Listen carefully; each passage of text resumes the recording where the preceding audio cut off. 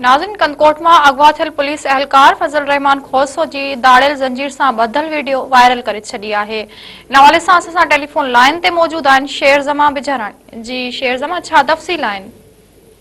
जी बिल्कुल, वासपुर जो B section police थाने जी हद कंदकोट वारे इलाइक़े में 3 ॾींहं अॻु जेको आहे हथियारबंद जेको पुलिस पिकेट कमरनि लाड़ो जेको आहे हमलो करे पुलिस एहलकार फजल रहमान खोसो खे अगवा करे विया हुआ। पुलिस पारां मुसलसल ऑपरेशन करे जेको आहे मुगवी जी बाज़ियाबी जे लाइ ऑपरेशन कयो, जंहिंखां पोइ पुलिस 3 ॾियारियुनि खे मारण जी दावा कई ऐं 3 ॾियारी जेको आहे उहे मारिजी विया हुआ। उन खां पोइ पुलिस पारां मुसलसल जेको आहे ॾियारियुनि ख़िलाफ़ ऑपरेशन हलंदड़ आहे।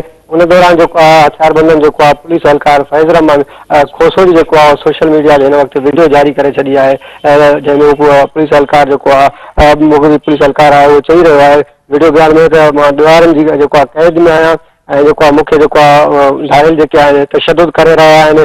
हुन जेको आहे पुलिस एहलकार जेको मुगवी आहे हुन वॾे वज़ीर IG सिंध ऐं DIG लाड़काणो SSP कश्मीर खां जेको आहे मुतालबो कंदे अपील कई आहे त कांइस जेको आहे दाड़िलनि खां आज़ादु करायो वञे। जॾहिं त मां तव्हांखे ॿुधाईंदो हलां त पुलिस जी जेकी ऑपरेशन आहे मुगवी जी बाज़ियाबी जे लाइ दुरानीबाग जे इलाइक़े में गुज़िरियल 3 ॾींहंनि खां जेको आहे हलंदड़ आहे, जंहिंमें पुलिस जेको आहे वॾी हिकमत अमली सां जेको आहे हुते ऑपरेशन करे जेको आहे इनामी याफ़्ता जेके धाड़ियल हुआ उन्हनि खे जेको आहे मारे छॾियो आहे, जंहिंमें इनामी याफ़्ता धाड़ियल आहे सोबत जागीराणी, शफ़ीक ॾहाणी ऐं जेको आहे जेको भयो आहे ख़ादिम भयो गैंग जे जेको आहे उन मां हिकिड़ो भयो बि उन में शामिल आहे, जिन 3 ॾियारियुनि खे पुलिस जेको आहे मुक़ाबलनि में मारे छॾियो आहे। हिन वक़्तु बि जेको आहे पुलिस जो जेको कड़ो आहे उहो दुरानीमार वारे इलाइक़े में भयो गैंग ख़िलाफ़ ऑपरेशन हलंदो आहे। ॾियारियुनि पारां जेको आहे पंहिंजे बचाव ख़ातिर जेको आहे पुलिस खे जेको आहे ऑपरेशन ख़तमु करण जे लाइ जेको आहे वीडियो वायरल कयो आहे, पर पुलिस पारां जेको आहे पुलिस जवाननि जा जेके इरादा आहिनि अज़म आहिनि उहे पुख़्ता आहिनि। उहे पारां चयो पियो वञे त जेको आहे जेतिरे ताईं पुलिस एहलकार बाज़ियाब न थींदो